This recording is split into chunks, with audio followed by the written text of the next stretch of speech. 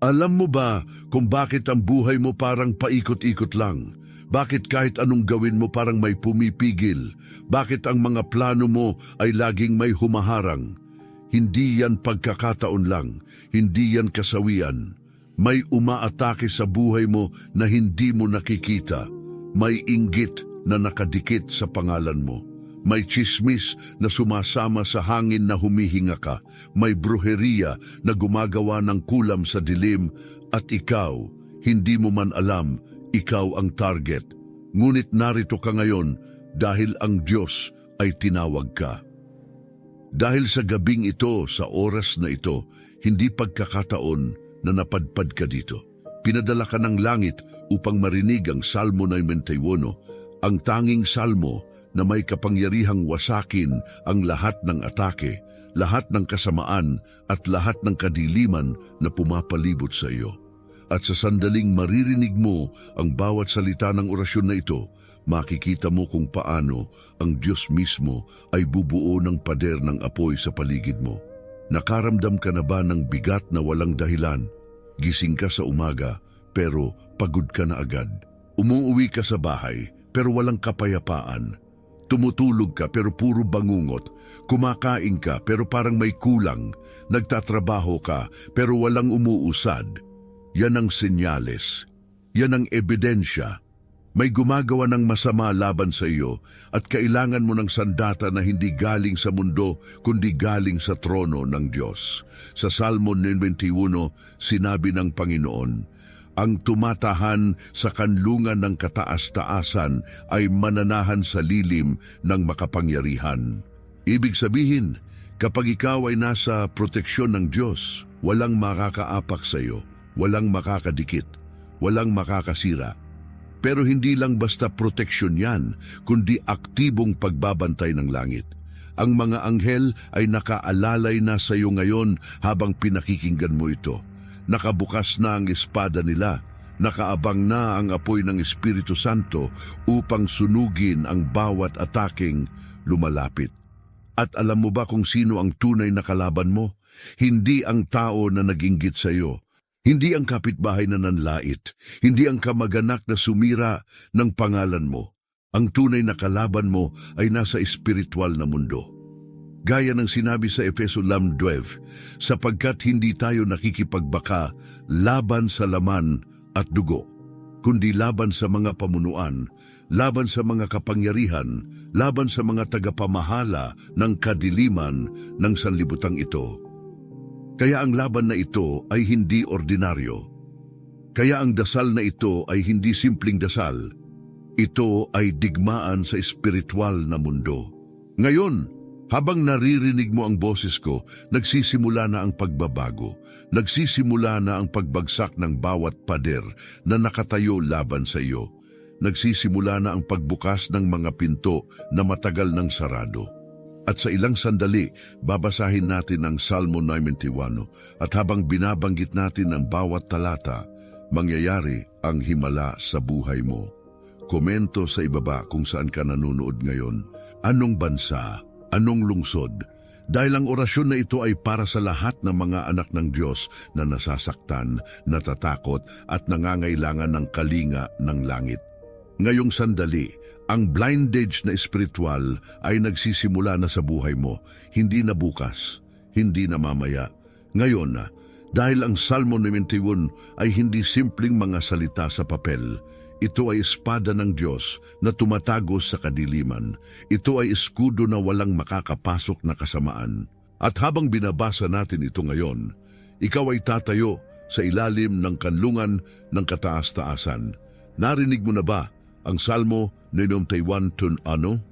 Ang tumatahan sa kanlungan ng kataas-taasan ay mananahan sa lilim ng makapangyarihan. Alam mo kung ano ibig sabihin nito? Ibig sabihin, kapag ikaw ay pumili na manahin sa presensya ng Diyos, walang makakaapak sa iyo, walang inggit na makakalapit, walang tsismis na makakasira, walang bruha na makakagawa ng kahit ano. Dahil ikaw ay nasa lilim, sa proteksyon, sa saklaw ng Diyos na walang kapantay. At ang Salmo 91:2 ay nagsasabi, Sasabihin ko tungkol sa Panginoon, siya ang aking kanlungan at ang aking kuta, ang aking Diyos na aking pinagkakatiwalaan. Ikaw ngayon, sabihin mo yan sa puso mo. Sabihin mo sa iyong kaluluwa, ang Panginoon ay aking kanlungan, ang Panginoon ay aking kuta, siya ang aking Diyos, at sa Kanya ako nagtitiwala, hindi sa tao, hindi sa pera, hindi sa kapangyarihan ng mundo, kundi sa Kanya na lumikha ng lahat. Pakinggan mo ang bersikulo 3, sapagkat ililigtas Kanya sa silo ng mga ngaso, sa salot na nakamamatay. Alam mo ba kung ano ang silo ng mga ngaso? Yan ang mga bitag na nakatago. Yan ang mga plano ng kadiliman na ginawa para sa iyo. Yan ang mga chismis na kumakalat na parang usok. Yan ang inggit na hindi mo nakikita pero nararamdaman mo. Pero ang Diyos ay nagsasabi, ililigtas kita. Hindi lang liligtasin, hindi lang tutulungan, ililigtas. Ibig sabihin, agawin ka sa kamay ng kalaban at ilalagay ka sa ligtas na lugar. At ang bersikulo 4 ay mas malakas pa. Siya ay magtatakip sa iyo ng kanyang mga pakpak at sa ilalim ng kanyang mga pakpak ay manganganlong ka. Ang kanyang katotohanan ay kalasag at kalasag na panangga. Nakikita mo ba ang imahe na yan? Nakikita mo ba ang mga pakpak ng Diyos na lumalakip sa iyo? Hindi ka nag-iisa, hindi ka nakabitin sa hangin. Ikaw ay natatakpan, ikaw ay pinagkakanlong.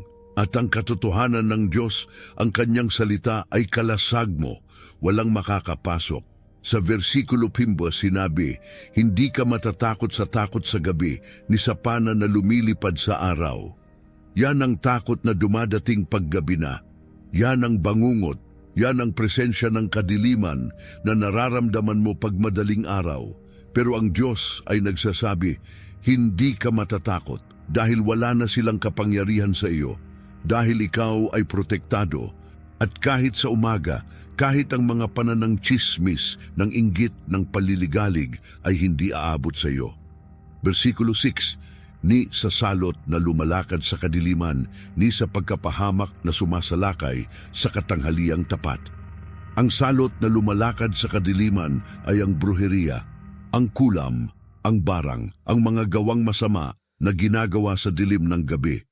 Pero kahit yan, hindi makakadating sa iyo dahil may pader na espiritual na nakapalibot. May apoy ng Espiritu Santo na nakatayo sa paligid mo.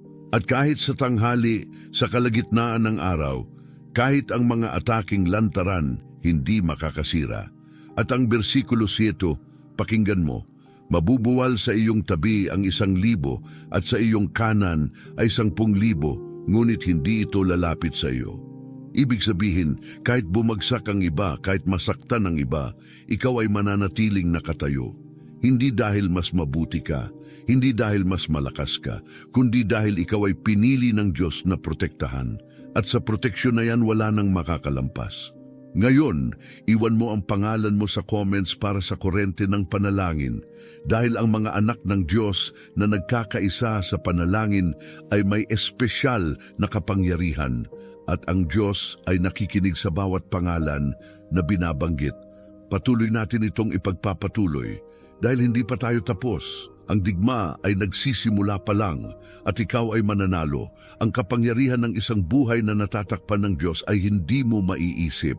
Hindi mo maaaninaw hanggang sa makita mo mismo kung paano ang mga kalaban mo ay bumabagsak isa-isa. Kung paano ang mga balakid ay nawawala na parang usok. Kung paano ang mga taong sumira sa iyo ay biglang nawala sa eksena. Dahil hindi yan pagkakataon. Yan ay kilos ng Diyos para sa mga anak niya na tumatawag sa Kanya. Pakinggan mo ang Salmo 91-9. Sapagkat ginawa mo ang Panginoon na iyong kanlungan, ang kataas-taasan na iyong tahanan.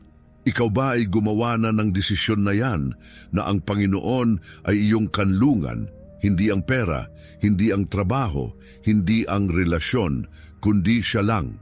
Dahil kapag ginawa mo siyang tahanan mo, ang bersikulo 10 ay nagsasabi, walang kasamaang mangyayari sa iyo ni salot ay lalapit sa iyong tolda. Walang kasamaan, walang disgrasya, walang trahedya, dahil ikaw ay natatakpan. At sa versikulo 11, narito ang pangako. Sapagkat iniutos niya ang kanyang mga anghel tungkol sa iyo upang ingatan ka sa lahat ng iyong mga daan. Alam mo ba na habang naglalakad ka, may mga anghel na sumusunod?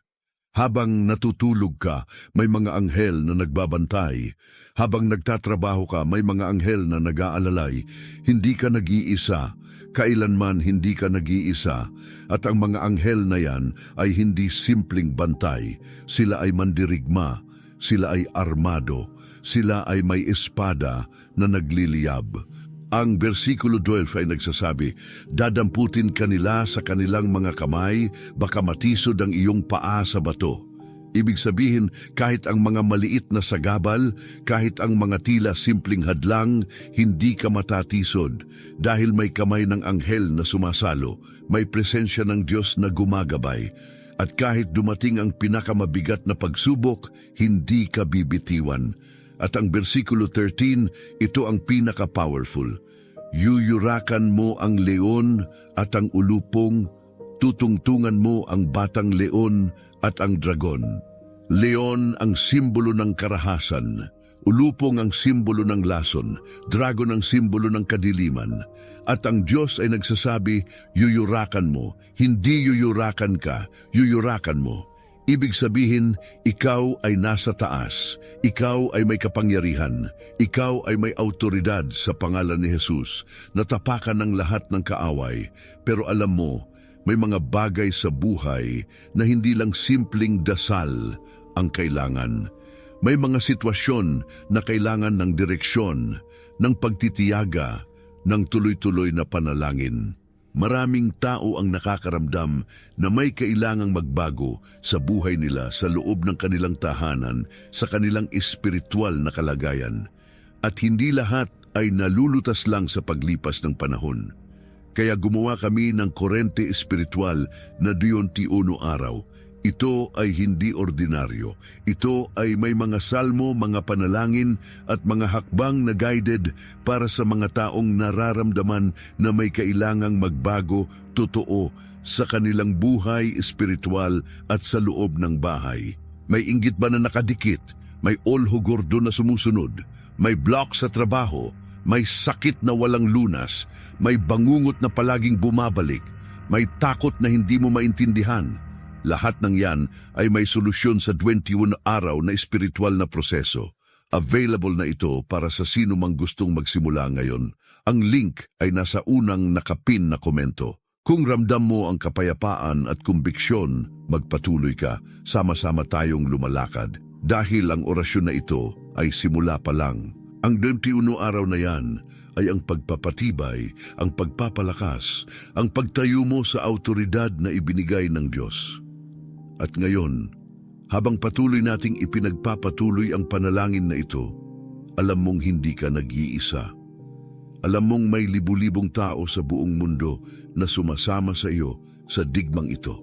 At ang Diyos ay nakikinig. Ang Diyos ay gumagalaw. Ang Diyos ay nanalo na para sa iyo. Kaya magpatuloy tayo dahil ang mga sumunod na salita ay mas malakas pa. Ang mga sumunod na panalangin ay mas malalim pa. At ikaw ay handa na tumanggap. Ngayong sandali, marinig mo ang boses ng Diyos na direktang nagsasalita sa iyo. Hindi sa iba, sa iyo. Dahil ang Salmo 91:14 ay nagsisimula ng ganito, sapagkat siya ay umibig sa akin, kaya ililigtas ko siya. Ilalagay ko siya sa mataas na dako, sapagkat kilala niya ang aking pangalan. Nakikita mo ba yan? Ang kondisyon ay umibig sa Kanya at kilalanin ang Kanyang pangalan. At kapag ginawa mo yan, ang pangako ay ililigtas kita. Ilalagay kita sa mataas na dako. Ibig sabihin, hindi ka na basta nakatayo. Ikaw ay nakatayo sa taas, sa posisyon ng tagumpay, sa lugar kung saan walang makakarating ang anumang kaaway. At ang versikulo 15 ay patuloy. Tatawag siya sa akin at sasagutin ko siya. Ako ay sasama sa kanya sa kabagabagan, ililigtas ko siya at pararangalan ko siya. Alam mo ba kung anong ibig sabihin ng sasagutin ko siya? Ibig sabihin, hindi ka bibiguin, hindi ka pababayaan. Kapag tumawag ka, sagutin ka. Kapag sumigaw ka sa gitna ng gabi, marinig ka. Kapag napaluha ka sa takot, andyan ang Diyos. At hindi lang andyan, kundi sasama sa kabagabagan. Ibig sabihin, hindi ka mag-iisa sa laban. Kasama mo ang Diyos mismo sa digma. At ang huling bersikulo, ang 16, ay ito ang pinakamatamis. Nang habang buhay ay bubusugin ko siya at ipakikita ko sa kanya ang aking kaligtasan. Habang buhay, hindi sandali lang, hindi isang taon lang. Habang buhay, ang proteksyon ay permanente. Ang pagmamahal ay walang hanggan. At ang kaligtasan na ipapakita ay hindi lang espiritual, kundi buong buhay, buong pamilya, buong kinabukasan. Kaya ngayon, habang naririnig mo ang mga salitang ito, magsimula ka ng tanggapin. Tanggapin mo ang proteksyon, tanggapin mo ang pangako, tanggapin mo ang kaligtasan, hindi bukas. Ngayon, dahil ang Salmo 91 ay hindi lang babasahin, kundi aangkinin. At sa pag-angkin mo, magsisimula ang pagbabago. Nakikita mo ba sa iyong isipan ang mga anghel na nakapalibot sa iyo? Nakikita mo ba ang apoy ng Espiritu Santo na lumilikha ng pader sa paligid mo? Nakikita mo ba ang espada na nakalutang sa ere, handa na putulin ang bawat atake? Yan ang totoo. Yan ang nangyayari sa espiritual na mundo habang ikaw ay nanalangin, habang ikaw ay naniniwala, habang ikaw ay tumatawag sa pangalan ng Panginoon. At ang lahat ng gawa ng kadiliman, ang lahat ng plano ng kalaban, ang lahat ng obra ng masama ay bumabagsak na. Ang inggit na nakatutok sa iyo ay bumabalik sa nagpadala. Ang tsismis na kumakalat ay tumitigil sa hangin. Ang bruheriya na ginawa ay nasusunog sa apoy ng Diyos. Ang sakit na hindi mailabas ng doktor ay umaalis ngayon sa katawan mo. Ang bangungot ay hindi na babalik. Ang takot ay nawawala dahil ikaw ay natatakpan ng Salmo 91. At alam mo ba kung ano ang pinaka-powerful dito? Hindi lang ikaw ang protected, pati ang pamilya mo, ang mga anak mo, ang asawa mo, ang mga magulang mo, ang tahanan mo. Lahat ng saklaw mo ay kasama sa proteksyon na ito. Dahil kapag ikaw ay sumigaw sa pangalan ni Jesus, bumubukas ang langit at bumababa ang kapangyarihan. Kaya kung may kakilala kang nangangailangan ng orasyon na ito, ibahagi mo. Dahil hindi lahat ay makakarating dito ng aksidente. May mga tao na kailangan mong dalhin sa kaligtasan. May mga kapatid na kailangan ng tulong. At ikaw, ngayong nakikinig, maaring instrumento ng Diyos para sa kanila. At habang patuloy nating ipinagpapatuloy ang panalangin na ito, magtiwala ka. Dahil ang Diyos na nagsimula ng gawa sa buhay mo ay tatraposin ito. Ang Diyos na nangako ay tutuparin ito. At ikaw, sa bandang huli, ay magsasabi, totoo pala, gumagana pala, nakikinig pala ang Diyos. Kaya huwag kang titigil. Dahil may mga salita pa tayong babanggiting mas malakas pa, may panalangin pa tayong gagawing mas malalim pa, at ikaw ay handang tumanggap ng lahat. Ngayon, tayo ay pupunta sa pinakamatinding bahagi ng panalangin na ito.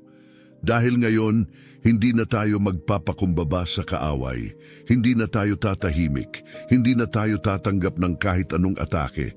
Ngayon, tayo ay lalaban, tayo ay magdedeklara.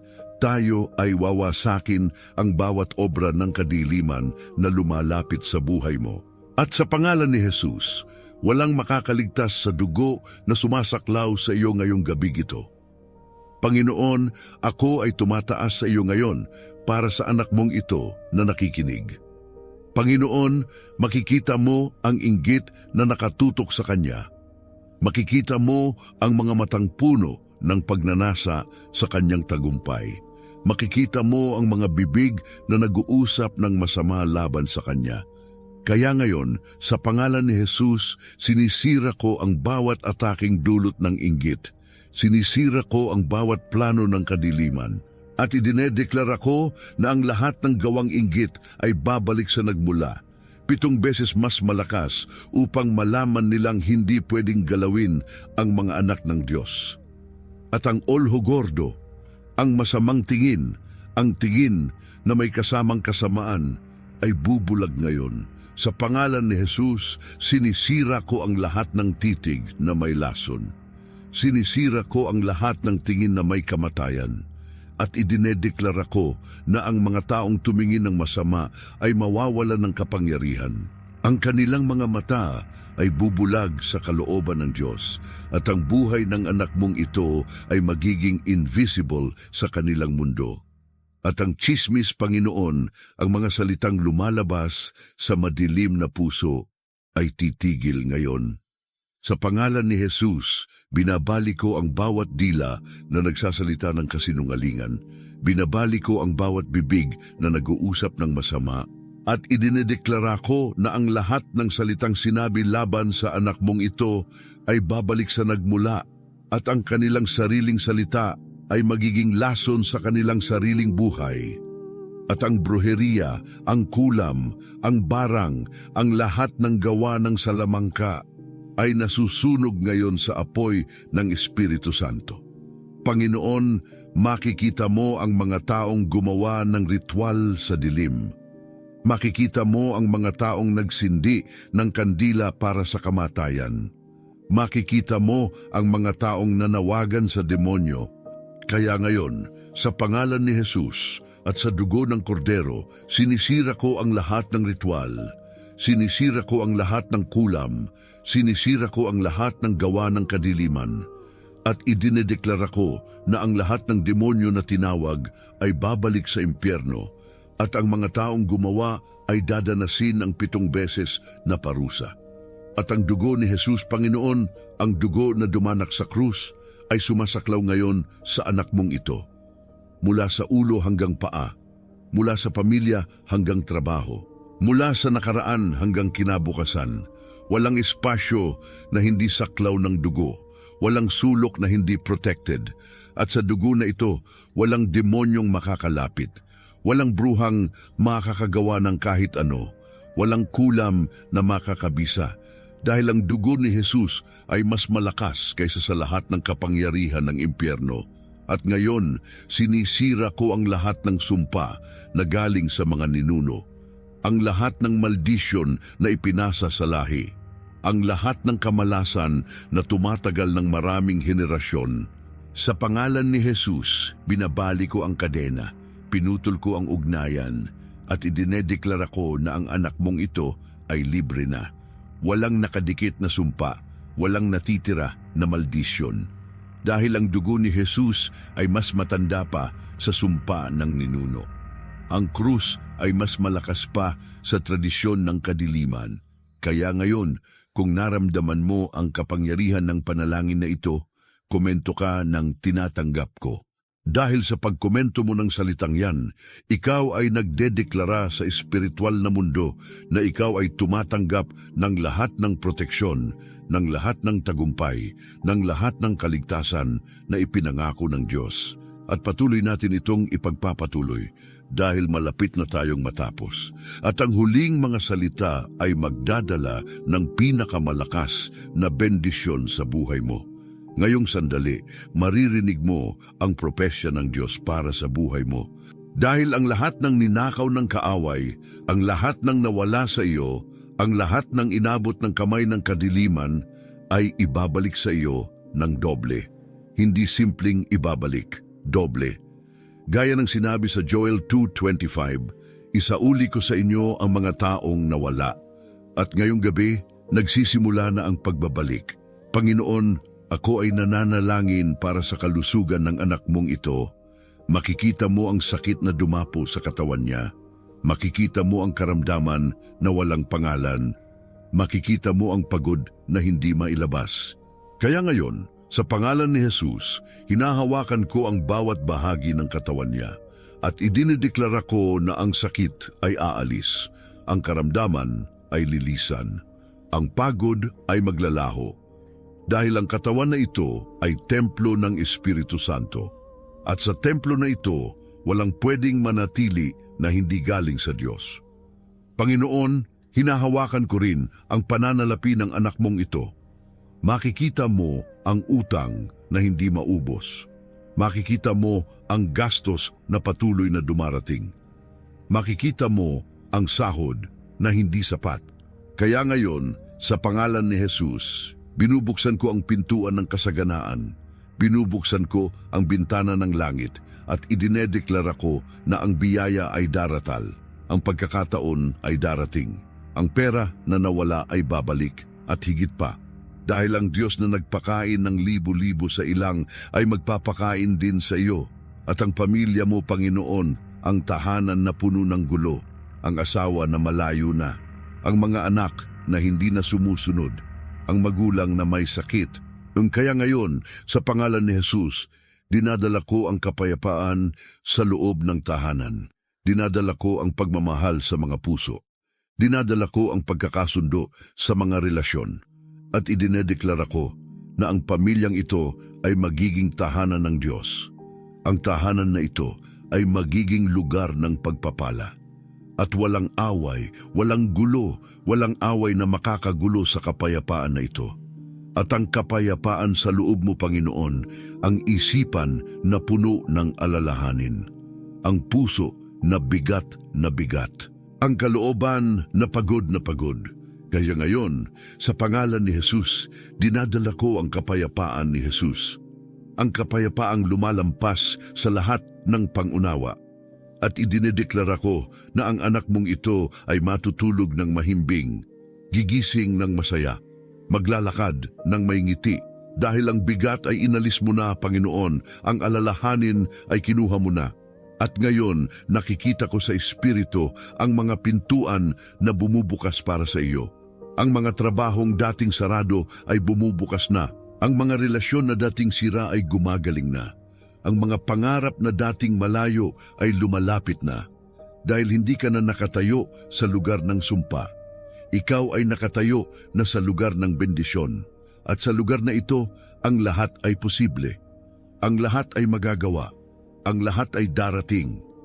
At habang dumadaloy ang bendisyon sa buhay mo, huwag mong kalimutan na ikaw ay instrumento din ng Diyos. Na ang pagbabalik ng biyaya sa iyo ay hindi para sa iyo lang, kundi para makapagbahagi ka rin, para matulungan mo rin ang iba, para maging daan ka ng Diyos sa mundo. Kaya kung may kakilala kang nangangailangan ng pagbabago, ipakita mo sa kanila ang panalangin na ito. Dahil ang Diyos ay gumagawa ng himala, hindi lang sa isang tao, kundi sa buong komunidad, sa buong bansa, sa buong mundo. At tandaan mo, ang mga araw na darating ay mas maganda pa sa mga araw na lumipas.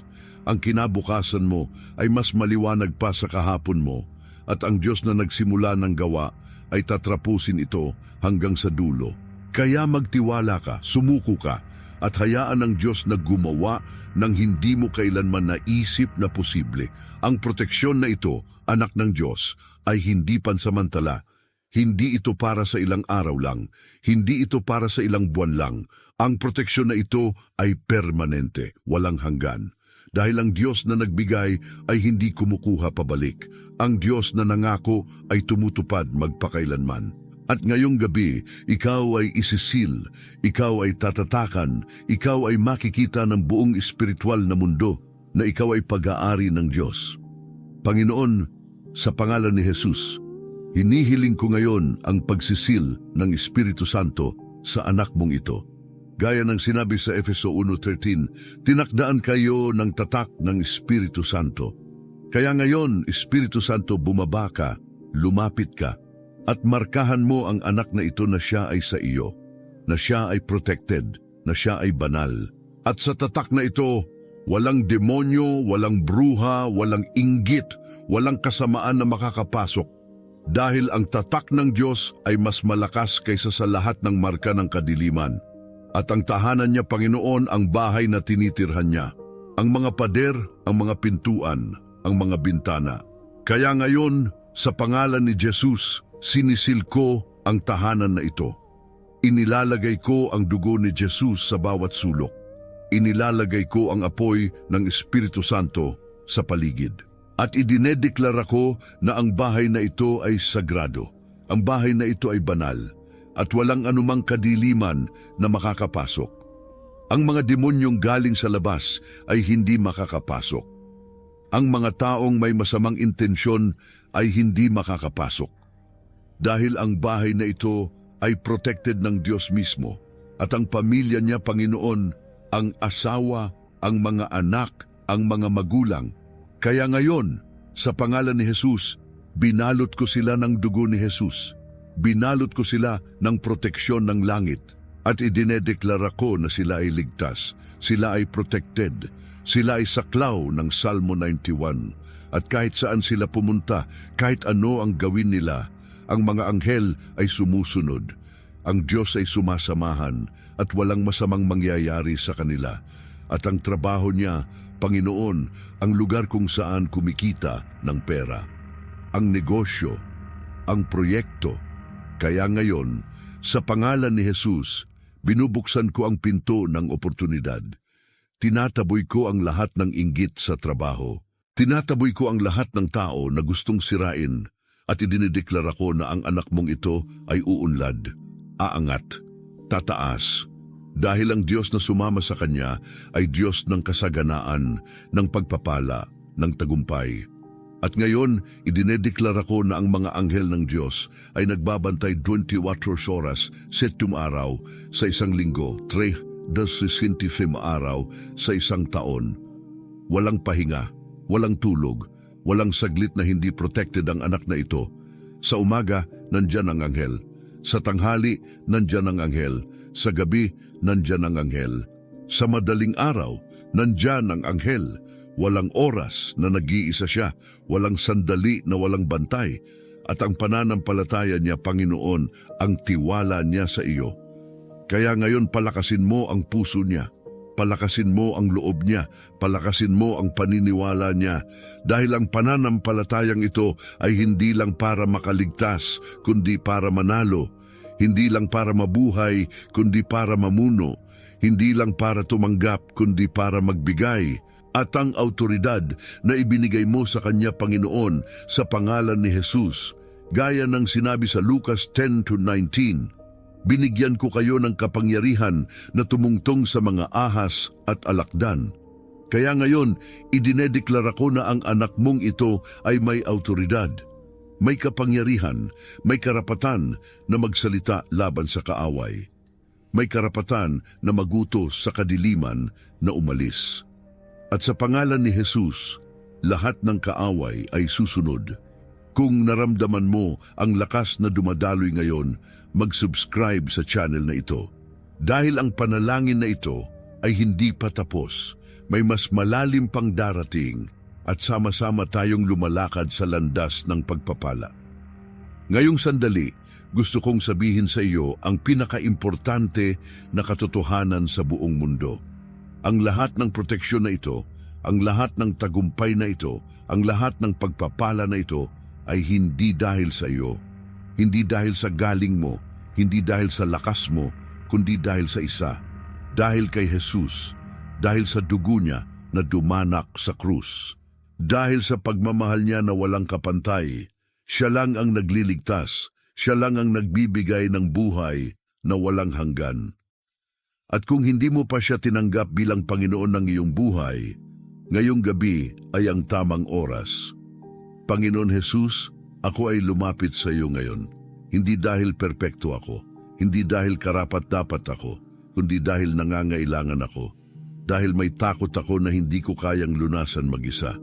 May kasalanan akong dala-dala na bumibigat sa akin. May nakaraan akong gustong limutin. Kaya ngayong gabi, Panginoon, ako ay sumusuko sa iyo. Ang buhay ko, ang puso ko, ang kaluluwa ko ay iyo na. Walang natitira, walang nakatago. Lahat ay ibinibigay ko at ipinapahayag ko ngayon na ikaw, Jesus, ay aking Panginoon. Ikaw ay aking tagapagligtas. Ikaw ay aking hari. At sa buong buhay ko, ikaw lang ang susundin ko, hindi ang mundo, hindi ang kasalanan, hindi ang tukso, kundi ikaw lang, Jesus. Dahil sa iyo lang ako maliligtas. Sa iyo lang ako makakakita ng tunay na kapayapaan. Sa iyo lang ako makakahanap ng kahulugan ng buhay. At salamat Panginoon na kahit kasalanan ko ay napakadami, ang awa mo ay mas malaki pa. Salamat na kahit madilim ang nakaraan ko, ang liwanag mo ay mas maliwanag pa. Salamat na kahit mahina ako, ang lakas mo ay perpekto sa kahinaan ko. At sa pangalan ni Jesus, idinedeklara ko na ako ay bagong tao. Ang luma ay lumipas, ang bago ay dumating, at ang buhay na ito ay hindi na akin, kundi iyo na, Panginoon. At ngayong nandito na ako sa proteksyon mo, nandito na ako sa pag-ibig mo, idinedeklara ko ang huling tagumpay. Idinedeklara ko na ang lahat ng kaaway ay natalo na. Ang lahat ng kadiliman ay nawala na. Ang lahat ng sakit ay gumaling na. Dahil si Jesus ay nanalo na sa krus, si Jesus ay bumangon na mula sa patay, si Jesus ay umupo na sa trono ng langit, at sa Kanya ako ay nanalo na rin. Kaya ngayon, kahit ano pang dumating sa buhay ko, alam ko na ako ay ligtas. Kahit ano pang subukin ng kaaway, alam ko na ako ay protected. Kahit gaano kadilim ang gabi, alam ko na ang umaga ay darating. Dahil ang Diyos ko ay hindi tumitigil. Ang Diyos ko ay hindi sumusuko. Ang Diyos ko ay nandyan palagi sa bawat yugto ng buhay ko. At sa mga oras na mahirap, sa mga araw na pagod ako, babalikan ko ang panalangin na ito. Babalikan ko ang Salmo 91. Babalikan ko ang dugo ni Jesus. Dahil diyan nakadikit ang aking kaligtasan, diyan nakatayo ang aking pananampalataya, diyan umaasa ang aking kinabukasan. Kung ang panalangin na ito ay tumama sa puso mo, kung naramdaman mo na may kailangang magbago, alalahanin mo ang kurente espiritual na 21 araw. Ang link ay nakalagay sa unang komento. Diyan mo makikita ang mga hakbang, ang mga salmo, ang mga panalangin na tutulong sa iyo na lumakad ng mas malalim sa presensya ng Diyos. At huwag kang mag-atubiling magsimula ngayon. At sa lahat ng nakikinig, sa lahat ng nananalangin, sa lahat ng naniniwala, hinihikayat kita na patuloy kang manood ng mga susunod na panalangin dahil ang Diyos ay may ibang mensahe pa para sa iyo. May ibang pagpapala pang naghihintay. At ang channel na ito ay instrumento upang dalhin sa iyo ang salita ng Diyos. Kaya sa pangalan ni Jesus, sa kapangyarihan ng Espiritu Santo, sa dugo ng Kordero, idinedeklara ko na ikaw ay blessed, ikaw ay protected, ikaw ay loved. At walang anumang bagay sa mundo, sa langit o sa impyerno na makakahiwalay sa iyo sa pag-ibig ng Diyos na kay Kristo Jesus ang ating Panginoon. Amen.